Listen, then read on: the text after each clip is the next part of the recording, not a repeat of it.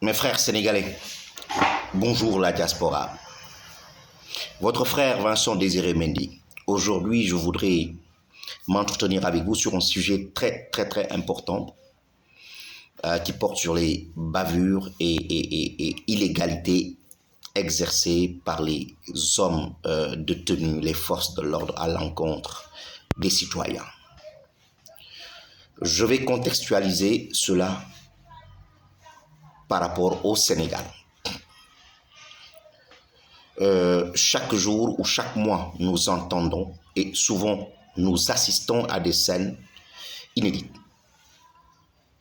Pourquoi inédites? Parce que le Sénégal a signé presque toutes les conventions qui interdisent la torture, les traitements inhumains, dégradants, les arrestations illégales, les arrestations arbitraires. N'empêche, chaque jour que Dieu fait, nous constatons ces violations. Et qui est-ce qui est à l'origine de cela? Nos forces de l'ordre. C'est vrai, je l'ai rappelé tantôt, elles font leur travail, mais par contre, dans l'exercice de leur travail, il est possible et ils font souvent des abus. Que se passe-t-il dans ces cas? Le Sénégalais lambda, ayant peur des hommes de tenue, se disant dans sa tête psychologiquement qu'il n'y a pas justice, d'habitude, il n'amène l'affaire nulle part. Je vous donne un exemple. Guy Marius Sagna, actuel député, il a déjà eu à dénoncer le fait qu'après une arrestation lors d'une manifestation, qu'on l'ait déposé vers Thiès. Est-ce normal? C'est un traitement humain et dégradant. Parce qu'à ce moment, il n'avait ni moyen de téléphoner, ni moyen de transport. Aujourd'hui, beaucoup ont peur de porter plainte sous prétexte qu'ils vont subir une chasse aux sorcières. Alors que ce n'est pas le cas. Nous devons oser. Toutes ces personnes qui ont fait l'objet d'une arrestation illégale ou arbitraire, qui ont fait l'objet d'un traitement inhumain, dégradant, doivent avoir le courage de porter plainte. Effectivement, si vous portez plainte, vous pouvez être opposé à une fin de non-recevoir, souvent un non-lieu, affaire classée sans suite.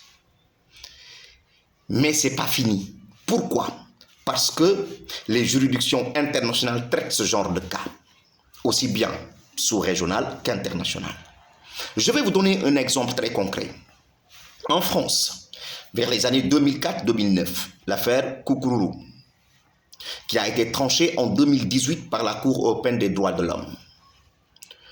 Il s'agissait d'un citoyen français arrêté et il avait fait, ne serait-ce même, non, du moins arrêté suite à un appel d'un pharmacien. Il était un peu un déficient mental. Suite à son arrestation, il a subi quelques violences qui ont, après, par la suite, c'est pas la vraie cause, mais par contre, la personne est décédée derrière. Et sa famille a porté plainte pour traitement dégradant et inhumain. Usage excessif de la force par les policiers. En France, toutes les juridictions ont déclaré le non-lieu de cette affaire. Mais vous savez, la perspicacité des Français, la perspicacité des hommes blancs, ils ne lâchent devant rien quand ils sont sûrs qu'on leur a fait une injustice. Il est allé saisir la Cour européenne des droits de l'homme. Allez vérifier cet arrêt qui date de 2018. Et la Cour a conclu à ceci. Effectivement, on pouvait reconnaître qu'il y avait rébellion de sa part. N'empêche, la Cour déclare que les hommes détenus, les FDS, avaient les moyens nécessaires de faire face à cet individu sans faire usage de la violence. Vous comprenez le sens de cet arrêt? Et l'État français a été condamné. Ce qui veut dire quoi? Nous, Sénégalais, nous devons avoir cette culture. Autre point. Plus il y a de plaintes ou des plaintes envers les hommes détenus, plus les ONG, les organisations internationales seront plus regardants. Ça s'est passé en France. Et le fait qu'ils soient beaucoup plus regardants va pousser les FDS à agir conformément à la loi. N'oublions pas qu'ici, il y a un texte sur les hommes de tenue, surtout la police, qui les protège. Qui les protège. Vous pouvez regarder, c'est une loi de 2009. Loi de 2009 qui les protège. Maintenant, il y a également les conventions internationales qui nous protègent. Qui les protège également et qui nous protège. Le droit à la vie est sacré. L'être humain ne doit pas subir ou faire l'objet d'un traitement dégradant ou inhumain.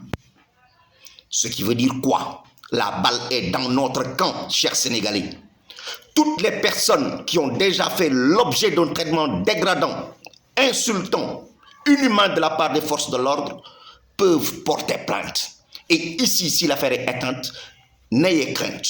Et aujourd'hui, ça doit être le travail de toute l'opposition. Toutes ces personnes qui crient à la justice à double vitesse, vous avez une tribune pour vous faire entendre. Vous avez une tribune pour faire sanctionner les auteurs.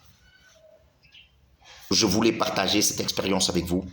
J'espère que ce sera entendu. N'ayons pas peur. Tout de même, restons dans le cadre de la légalité. Il n'y a aucun texte qui permet à la police de procéder d'une certaine façon.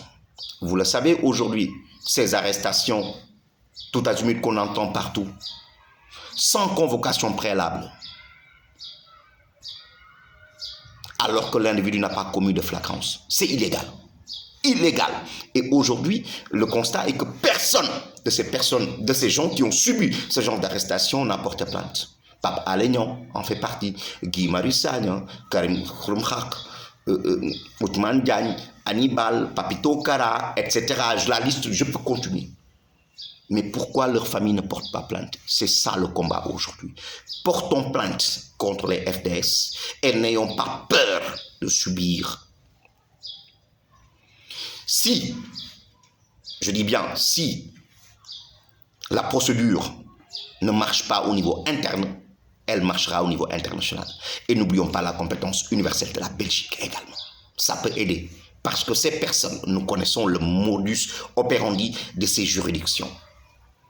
L'entrée dans leur territoire, gel des biens, etc. Et je vous assure, si on le fait, nous aurons un état de droit qui respectera les règles. À défaut, ils vont continuer sur cette lancée.